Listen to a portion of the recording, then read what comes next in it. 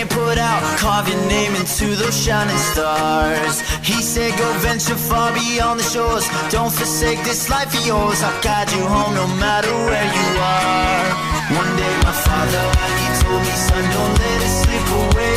When I was just a kid, I heard him say. Annyeonghaseyo. Oke, jadi selain BIP vlog yang menceritakan kisah hidupnya gue di sini bikin video yang tips and triknya ala-ala BIP. Jadi video ini tuh berfungsi untuk memberikan informasi-informasi yang mungkin berharga buat kalian semua. Jadi tuh informasi yang gue share ini nih, yang gue share sekarang itu lebih banyak dari pengalaman pribadi yang gue alamin. Jadi gue ngoceh-ngoceh kayak gini nih, itu ada landasannya kok. Jadi landasannya itu benar-benar dari kisah hidup gue. Oke, sebelum ke tema dari video ini, gue mau menjelaskan kalau gue ini adalah alumni Perbanas yang gak terlalu pintar, tapi gue berhasil menjadi lulusan pertama yang memecahkan rekor yang lulus 3,5 tahun di jurusan Sistem Informasi dengan memiliki pengalaman organisasi yang lumayan bagus juga di kampus. Jadi itu gini-gini, walaupun dibilang katanya sih kalau anak-anak yang lulusan 3,5 tahun tuh pintar, udah gitu pintarnya juga bukan pintar bergaul, cuman dia pintar teori doang. Nah kalau gue selain nggak terlalu pintar, cuman gue ikutan organisasi juga, terus gue juga alhamdulillah punya banyak teman, gue pintar bergaul juga karena gue anaknya gaul bro. Jadi gue sebenarnya tuh nggak pintar, cuman gue bisa memanfaatkan waktu yang gue punya selama gue kuliah. Oke, terus gue selain lulusan 3,5 tahun dan gue menjadi mahasiswa terbaik pula. Mahasiswa terbaik dalam artian bukannya cum laude ya.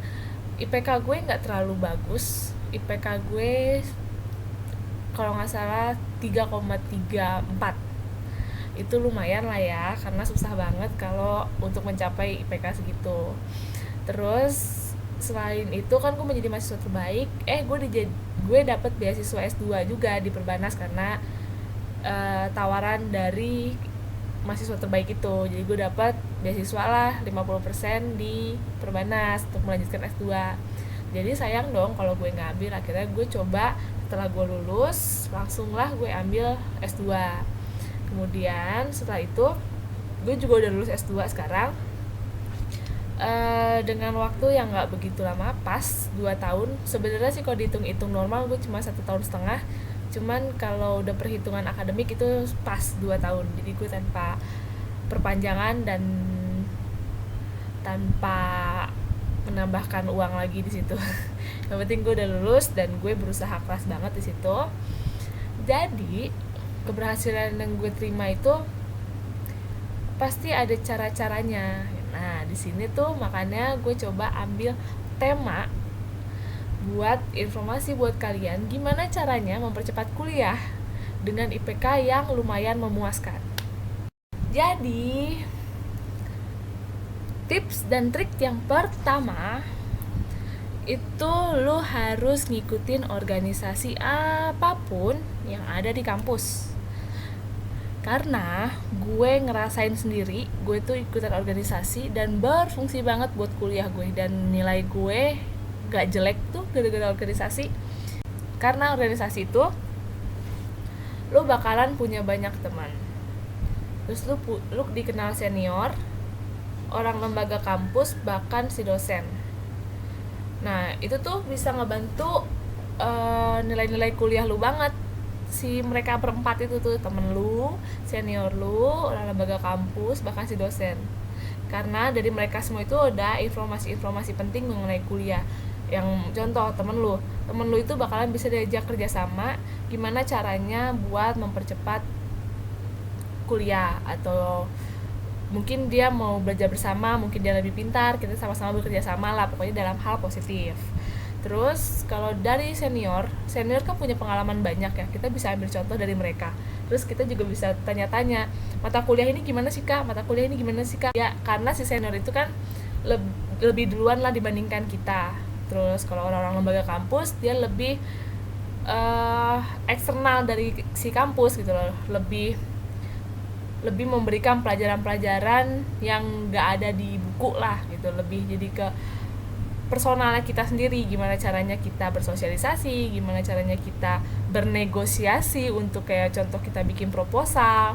Terus itu berguna banget lah buat nanti lu di dunia kerja.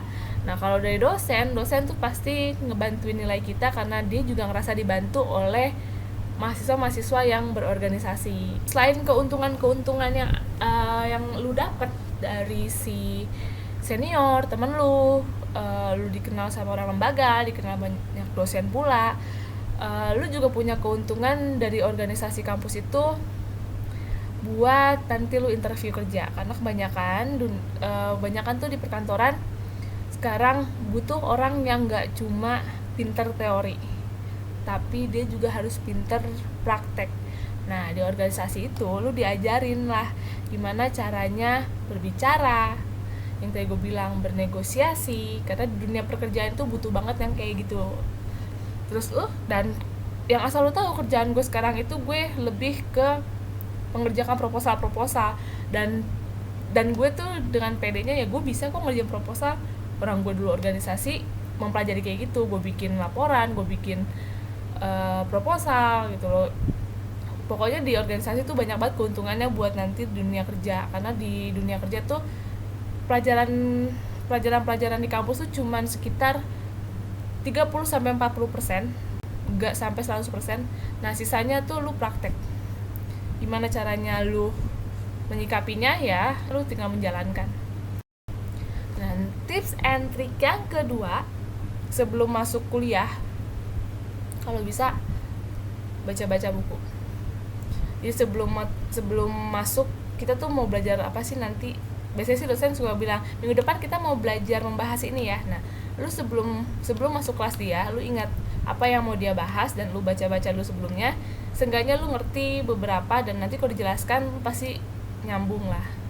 Dan si dosen lebih seneng kalau orang yang udah mengerti duluan. Namanya juga kuliah gitu loh, nggak kayak SMA yang masih di textbook gitu loh, yang masih menjelaskan dasar-dasarnya dijelasin. Nah kalau kuliah itu lebih belajar sendiri, jadi lu lebih aktif duluan lah gitu.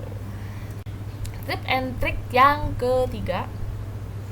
ketiga itu kalau bisa, kalau si dosen memberikan tugas, lu jangan sampai nggak ngerjain sama sekali, karena tugas itu berpengaruh banget buat ngebantu nilai-nilai lu. Misalkan lagi pas nanti UAS atau UTS lu jelek dan nilai tugas itu ngebantu.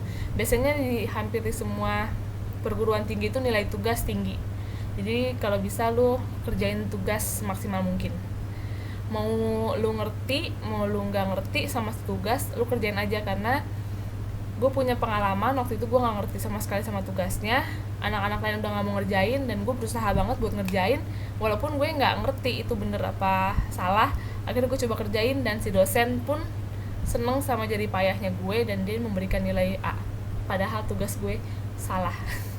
Tugas gue nggak bener, tapi dia bilang saya seneng karena kamu menghargai saya gitu. Yang penting lu pokoknya intinya lu harus ngerjain tugas.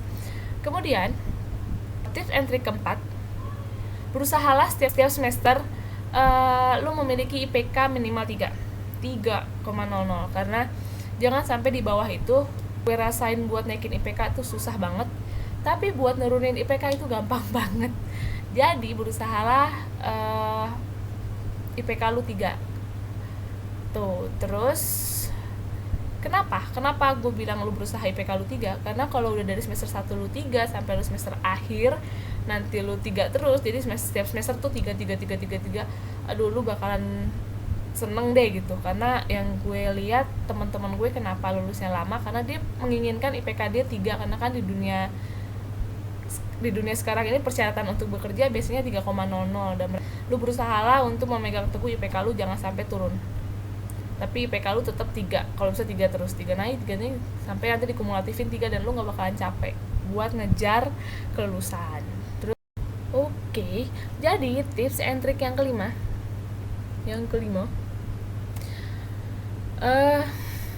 biasanya kan lu satu angkatan itu punya visi dan misi yang berbeda, tapi visi kita ada yang sama tuh, pengen lulus ya kan, pengen lulus. Nah tapi biasanya kapannya itu loh yang beda, kapannya lu mau lulus tuh pasti begitu. Kadang kan suka ada yang gini, kita satu angkatan harus lulus bareng ya, gitu-gitu kan. Itu menurut gue bullshit sih. Karena satu angkatan itu biasanya berbeda-beda sifat, berbeda-beda pendapat. Kalau lu cari temen yang serius itu biasanya sih nggak lebih dari 3 lah, nggak lebih dari 3 biasanya itu bisa diajak diskusi. Tapi kalau lebih dari segitu itu sih gak bakal bisa lu diskusi, bakalan melenceng kemana-mana pasti yang lain tuh, dan visi misi lu juga gak bakal tercapai sih menurut gue. Makanya bukannya lu pilih-pilih temen, tapi carilah temen yang bisa diajak serius tuh. Tapi kalau buat main sih lu main sama siapa aja gitu, tapi kalau buat serius lu cari yang bener-bener bisa diajak berdiskusi itu. Nah terus gue nemulah temen gue yang ternyata satu visi sama gue, dia mau diajak lulus bareng, dia mau berusaha bersama, dia juga anak organisasi, dan gue paling klop sama dia. Alhamdulillah sih kita lulus bareng dalam 3,5 tahun. Nah tips yang terakhir, selain berdoa, kalian juga harus punya motivasi buat lulus. Contoh motivasi yang gue megang teguh banget biar gue lulus itu adalah gue mau bantu orang tua gue mau mempercepat kuliah, karena orang tua gue sendiri itu bilang dia pengen anaknya lulus semua, dan mereka tuh pasti bahagia lah kalau ngeliat anaknya udah lulus. Dan bener-bener kayak apa ya, yang gue tanggap sih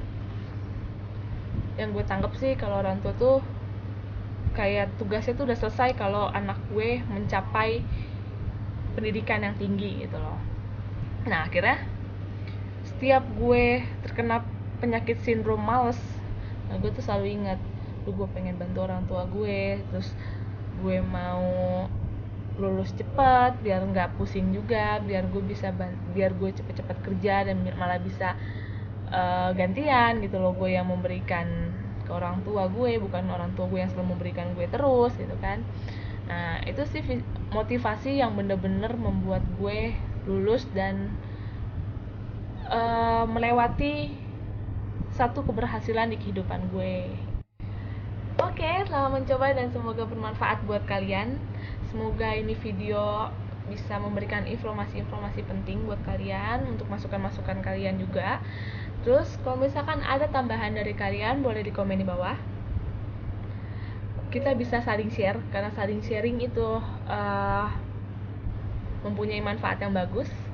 Kemudian kalau ada pertanyaan atau kalian punya tema yang menarik buat dibahas, langsung aja tulis di bawah. Nah siapa tahu tema-tema yang kalian berikan itu bakalan gue bahas di video selanjutnya. Dan gue bakalan seneng banget kalau misalkan kalian memberikan ide-ide itu, jadi lebih cepat gue memproduksi video-video yang bermanfaat buat kalian.